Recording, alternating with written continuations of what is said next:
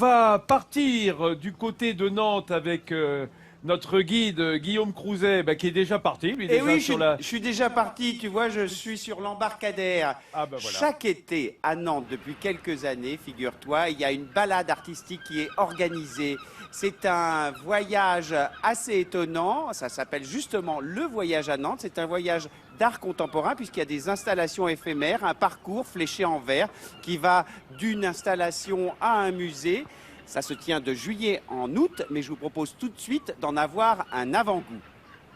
À Nantes, partout dans la ville, des œuvres d'art étonnantes ont surgi au détour des rues. Jean Blaise est le créateur de ce projet populaire qui redessine les contours urbains à travers 40 étapes. C'est le voyage à Nantes. Je n'étais pas dans un milieu particulièrement cultivé et grâce à des amis, j'ai découvert l'art. Donc je voudrais faire la même chose. C'est-à-dire, je voudrais être l'ami qui fait découvrir l'art à tout le monde.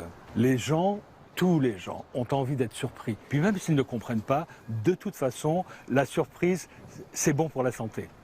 Apprivoiser l'art, ça se fait dès le plus jeune âge, comme ici, au pied du château des Ducs de Bretagne. Voici le palais de la Reine. Fabriqué avec des branches de saule tressées, cette œuvre est un labyrinthe. Et forcément, petits et grands ont tous envie de s'y perdre. Jean le Premier.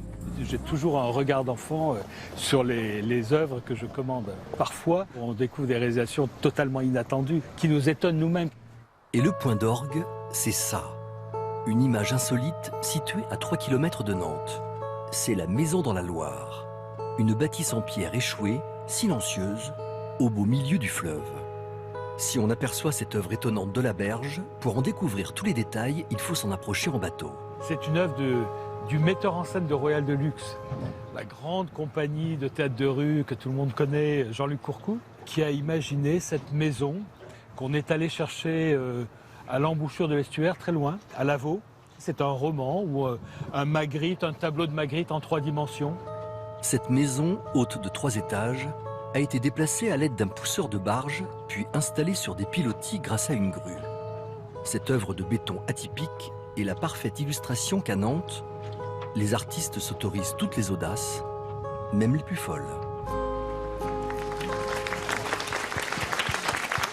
Alors, elle est fabuleuse, cette maison dans la Loire. Mais moi, j'ai discuté avec Jean Blaise, donc le directeur artistique de cette manifestation. Et j'ai une petite annonce en exclusivité parce qu'il n'a pas encore dévoilé le programme. Il y aura à Nantes, sur l'île, l'île de la Gloriette, une installation autour des poissons de la Loire qui semble assez fabuleuse. Tu connais ça, toi, cette manifestation? Oui, l'île de la Gloriette, c'était là où il y avait la piscine historique. C'est dans la piscine qu'il va y avoir justement cette installation. À l'époque, il y avait des mycoses. Mais c'est mieux d'avoir des poissons. Mais, je rêve. Comme quoi, cette ville avance et ça, c'est beau. Merci, Jean. Ce qu'il y a de génial aussi, il faut le dire, c'est qu'il y a un pass pour tout l'été qui vaut 10 € seulement. On peut aller autant de fois qu'on veut dans ces musées et suivre ces installations. Donc c'est vraiment formidable, cette initiative nantaise. Et suivre les flèches à terre. Et suivre les flèches vertes à terre, évidemment. Voilà, c'est marqué au sol.